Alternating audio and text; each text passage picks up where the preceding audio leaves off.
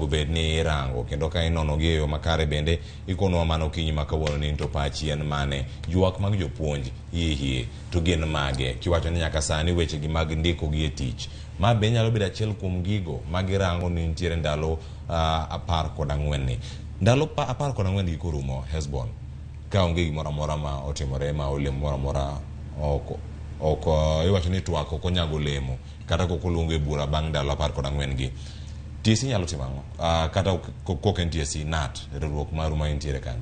Mokwongo ado wacho ni ne gichako maber gisendikonwa ma ginyiswa ni giyudo barupwa. Ang'e ni ji ritoga ni ka utiyo ultimatum man ka ndalo 14 to ni gima luwe en ng'anyo. Mano to nie pach ji.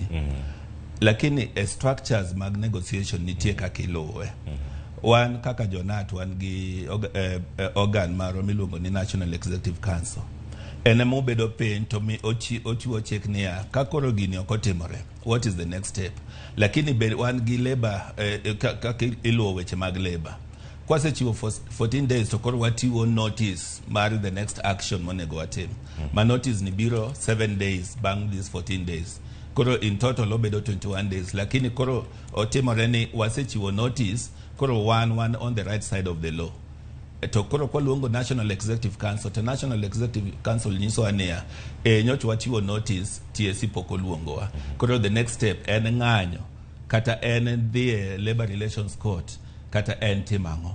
Koro that National Executive Council ema bro miyowa way forward. Lakini kama wantiere wadwa keto ni wan gi goodwill gi Teacher Service Commission.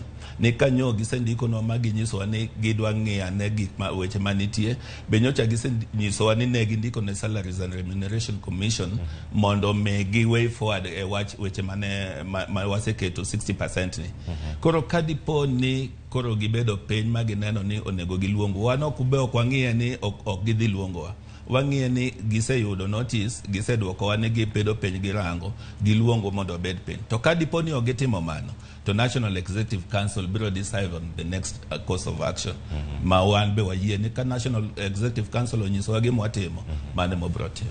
E weche makoro wacho kar kanyo ng'eni wachini tieke okang' mokwongo monti kapok orango omenda mochwal sikunde kar ka kiwacho kanyo nan monetary CBA ne gin gik mage manitiere e kanyo ma opogore kod omenda mano dwaro e winjruok maru kod sirkal ma CBA no kane wasaine nan monetary tiende ni weche mane mulo weche mag omenda mano kokete CBA.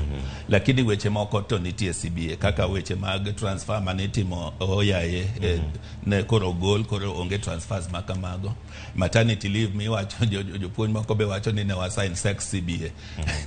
Maternity leave be no med ndalo koro no gole 3 months to 4 months. Paternity leave be ogole 2 weeks to 1 month.